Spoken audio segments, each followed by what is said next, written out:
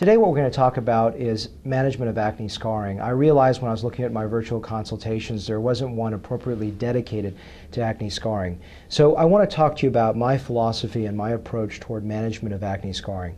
Acne scarring, for the most part, is a condition where you get pitting, where there's actually the normal skin tissue has been brought down, or in medical terms we use the word atrophy. That is almost just basically losing some of the skin texture and tone. It falls inward.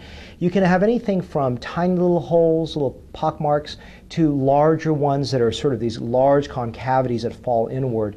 It's rarely that it's actually a enlargement. Usually it's a falling away. What's interesting is that most physicians out there manage acne scarring in the exact opposite way that I do. If you think about what I just told you, the abnormality is that the acne scars are actually lower than the normal skin tissue. The traditional way of managing acne scarring is to go in there, sand it down, laser it down, and what they're sanding down is the normal skin to reach the level of abnormality. Now, why is that a problem? Well, number one, if you're dealing with patients of skin color that has anything darker than what we call a Fitzpatrick 4, you can actually lose skin color. That is a risk. In addition to that, you're taking normal skin down to try to reach the level of abnormality. That's very, very hard to do. I extremely rarely today use dermabrasion as a way to manage this. Just as a point of clarification, when I say dermabrasion, I don't mean microdermabrasion. Microdermabrasion is that little, little gentle, like a facial. It's almost like a scrub. Dermabrasion is actually sanding the skin down. If you look at some of the video testimonials, you'll see why I don't do it, because the recovery is extreme and the results are very minimal. So let's sort of categorize philosophically the two types of acne scars. There's a type of acne scar that's little tiny ones, and then there's ones that are rolling deformities. Let's talk about how I manage each of them, because it's a different strategy for each kind. The ones that are very, very tiny, I manage with a method called cross treatment. CROSS is from Korea. It's 100% trichloroacetic acid, so it's extremely strong. You cannot put this over the whole face, otherwise you will burn someone. I use this for only minute, tiny little holes, and I do this in patients even of up to a Fitzpatrick 4, which means a Hispanic or Asian skin. I wouldn't do it on an African American skin or a medium skin Indian patient, but someone from very light Caucasians all the way to Hispanic to Asians, and you may have seen some of the recovery journeys and testimonials about this in darker skinned patients as well. Again, appropriate for very light skin to about a Fitzpatrick 4, which means Hispanic, Asian, Mediterranean types.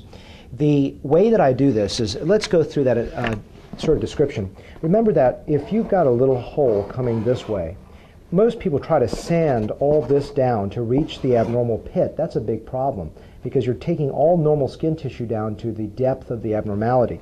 What I do instead with the cross treatment is use that little punctate acid to bring this back up.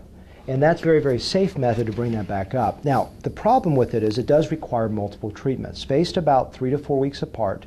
It's done as an office-based procedure. You walk in, you literally walk out. For people that fly into me, that come into me, you can literally take a flight back out that day. The only negative thing is that there is a recovery involved. There's twofold recovery. The first recovery is the fact that that week, the old skin, that little area is going to turn a different color like red.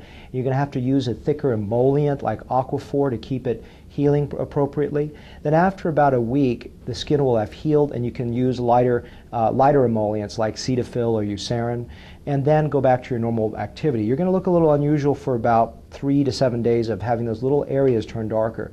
Obviously, the recovery is directly proportional to the number of little holes that you have. If you only got a few, it won't be as noticeable. If you got a lot, it's going to be more noticeable. Makeup can be used only after those areas heal. It's about 5 to 7 days out before you can do it. And if you're in town with me, I can walk you through when you can do it. I usually see you back a couple times that week the first time, and then the next session you come back a month later or 3 weeks later. I don't need to go in there and actually see you back every time. It's just really your comfort level. The second recovery portion of this is the fact that these areas, especially if you're darker skin, could hyperpigment. Now, hyperpigmentation means that the area turns darker. That's a temporary phenomenon, but unfortunately it can last even several months. If you ever cut yourself and you notice that area turns a little darker, it takes months to go away. That's a negative. Finally, there's one more negative, is the fact that it does take a while to see the results. About 90 days after the second or third treatment will you begin to say, oh, it's looking better.